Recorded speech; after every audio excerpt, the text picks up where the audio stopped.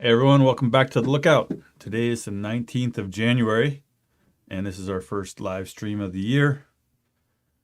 And we're checking out fires in Chile. Every couple of years, we get big fires in Chile, and we've covered them 2023, 2024, and there's a lot of similarities to what's going on in Chile to what is going on the West Coast, California and Oregon. And so we're going to talk a little bit about some of the patterns we see in fires in Chile, some of the history there. We've got some resources on our website about fires in Chile. We've got some interviews we've done in the past, and we've also got coverage we've done on past fires. So if you're interested in this topic, search on our website for Chile on the lookout.org. If you're just joining us for the first time, my name is Zeke Lunder. I live in Chico, California, and I'm a wildfire analyst and prescribed fire expert. And I've been working in fire intelligence and fire mapping and prescribed fire for 30 years. And this channel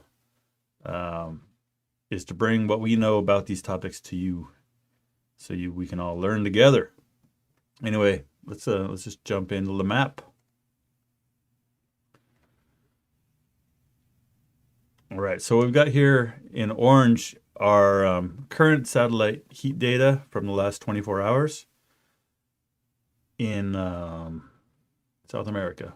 So we're focused here on fires in southern Chile. There's a lot of fires burning, but most of them aren't that large. Chile's in the middle of a heat wave and kind of extended drought. And these fires tend to be wind driven and happen when you get a kind of windy day with some starts. So we're here in Concepcion mainly, which is in the Biobío province.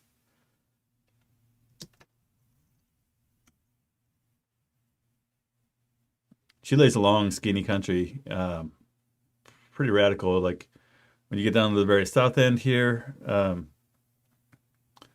you're kind of even with like Juneau, Alaska. And when you get to the north end of Chile, 18 degrees latitude, you're like in Mexico or even like Costa Rica. So it's huge, long, skinny country. And so just for kind of geographic reference, this area where we're looking at in Concepcion is about the same latitude as Big Sur, central coast of California. And so there's a lot of, if you travel in Chile, you see a lot of similarities to California or to Oregon or other places on the West Coast. And so here we are in Concepcion. And just to give a kind of historical kind of perspective on, fires in this area, the area is here in yellow. This fire here is 20 miles long. And it burned 65,000 acres in about a day. And these areas in yellow burned 2 years ago, the last time they had a big fire bust. And then the areas in blue burned in 2017, which was kind of one of the biggest. It was like a big mega fire year for them also. So you can see that it's not kind of, in recent history, it's not really unprecedented for fires to run 20 miles in a short amount of time. And they tend to run from the south to the north with kind of a dry wind that comes kind of off the continent, right? So usually these coastal environments, we have onshore winds. Prevailing winds are moist because they're coming off of these kind of fairly warm oceans here at, central coast California latitude. But when you get that offshore wind, it's similar to the winds we have here, or big east winds in California. Those winds that come off the continent are dry. So we see this real clear pattern in the past fires. We covered this fire here a couple of years ago in 2023 that burned more like 40 miles. This long, skinny, narrow fire. So what's that tell us? And what's driving these fires? Why now? Why are we having these big kind of explosive fires? So we've talked about this before, and we've talked about this also in California. Is one of the big reasons is that we've got a really kind of unnatural vegetation condition here. A lot of this kind of coastal plain of Chile a long time ago, before it was all changed by humans, was kind of a temperate rainforest. So you had big trees, you had a lot of shade, It's really a highly productive area for trees and vegetation growth and everything else. And over the last 150 years, there's been a massive amount of kind of forestry that's happened here. And a lot of that forestry is kind of short rotations of conifers and eucalyptus to grow. A lot of it's for pulp, to create, cardboard boxes in China. So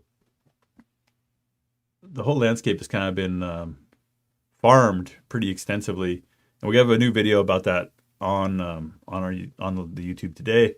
Interview with my brother-in-law Joe Bryan, who's worked down there, talking about kind of the history of this massive conversion from temperate rainforest to forestry. So just to kind of get a big picture view of that, if we back off and look at this map, all these areas in green on the coastal plain are basically categorized by the Chilean government as being in industrial forestry. So it's kind of, they've mapped it at a really granular scale. And we've kind of simplified it here just so it doesn't crash our computer. But when you come in and look at it, the landscape is pretty heavily forested in this kind of industrial, even age monocultures, right? So you zoom in here and you've got kind of these really dense stands of eucalyptus or Monterey pine, radiata pine. And what that looks like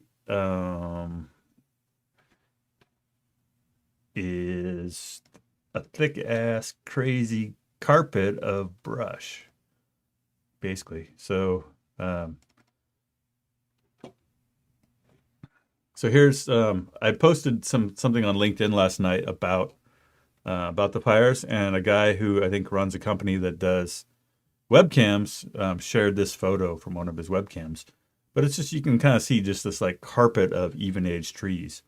And so when your entire landscape looks like that, you can't stop fires.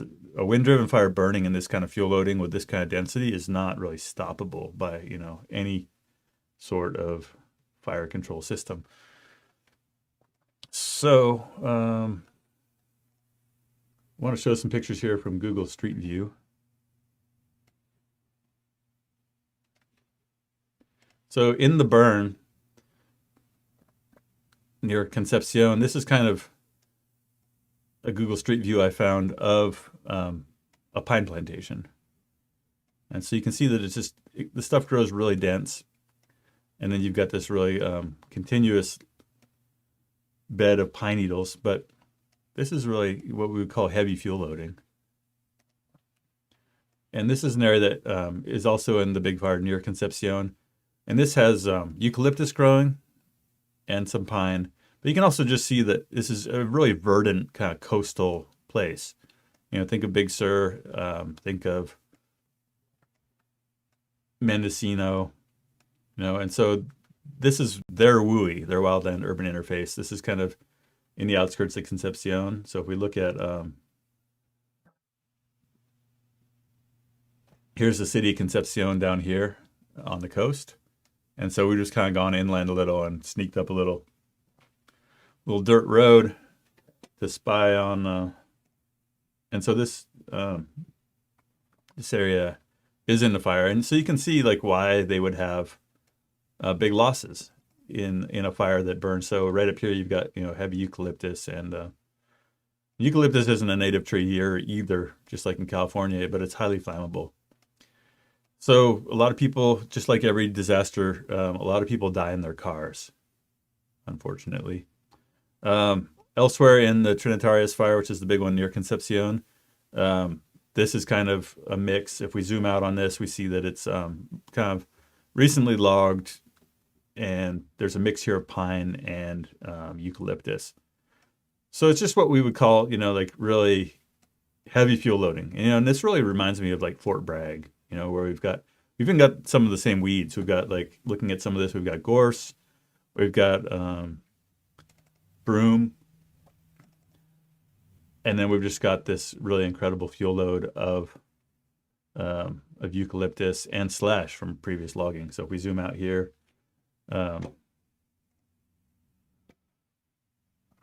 this is basically the landscape here that just 65,000 acres burned in this kind of in this landscape. So a lot of this is fuel loading. A lot of this is just continuous forest drought. And so I think in the big picture, one thing to keep in mind of this stuff is if you look at what's burned in the last several fires and this fire, this is going to keep happening, right? This is not a one and done. This is right here. This is 9 years of fire. It doesn't seem like there's any question at all to me that like this piece here will fill in the next, decade or so. This piece will fill in. This is just, there's not a lot to do about it at this scale, and I don't really know much about the capacity in Chile for fuels management. If they're, I know that there's increasing attention being paid to urban interface issues, but I think when you come and look at the edges of the city, there's a lot of interface here along the edges here, and Chile is a pretty, fairly developed country. It's not like,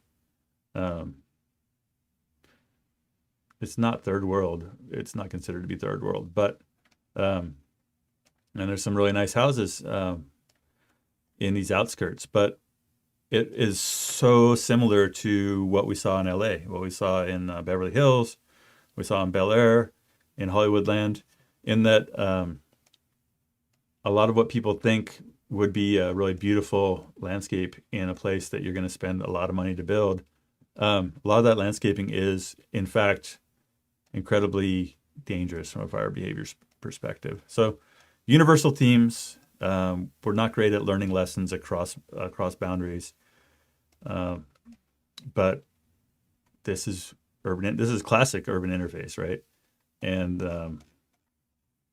so, it's not like California fire where we are able to kind of real time see where the airplane is and tell you what's burned, hasn't burned. We've got this kind of really coarse satellite view that gets us within, maybe a quarter mile or so. But what we can see is just that, yes, these are urban interface fires coming right down into the city. This has caught people by surprise. People are angry, blaming the government for not doing enough to protect them. But when we look at the scale of the problem, there's not a whole lot that the government can do to protect them or kind of materially change the level of landscape scale hazard. So check out the video we've got from Joe Bryan. If you're interested, in politics and land management, Joe was saying in this video, this interview that we did was recorded in 2023 during the last big fires, and we never published it. But one thing that Joe said in this that I thought was interesting is that basically, a lot of this, when there started to be traffic around the bottom of South America to get people from Europe to the gold rush, there was a lot of settlement in this kind of Chile's got this big kind of verdant valley along before you get up into the Andes Mountains, and that there was a lot of people that settled here during the gold rush and kicked out native people and started growing wheat to sell, to ship, put on the ships that were carrying the miners. And then German folks settled there and started dairies, and very early on, this land had been degraded by wheat farming because this is really rains a lot. There's a lot of erosion. There has been plantation forestry here since the 1800s, but it really kind of took off in the 1980s, 1990s. There's ties between that work and what was going on with the dictatorship, the Pinochet dictatorship, etc. So check out this stuff from Joe. Check out an interview we did with Tracy Cattleman, who's a California forester who's worked in Chile.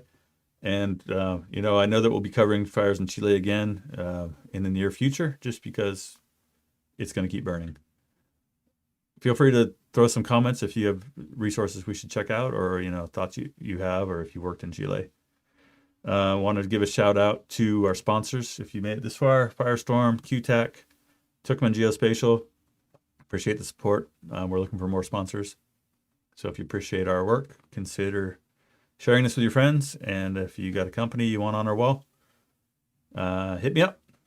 Thanks for supporting Lookout. Catch you all later.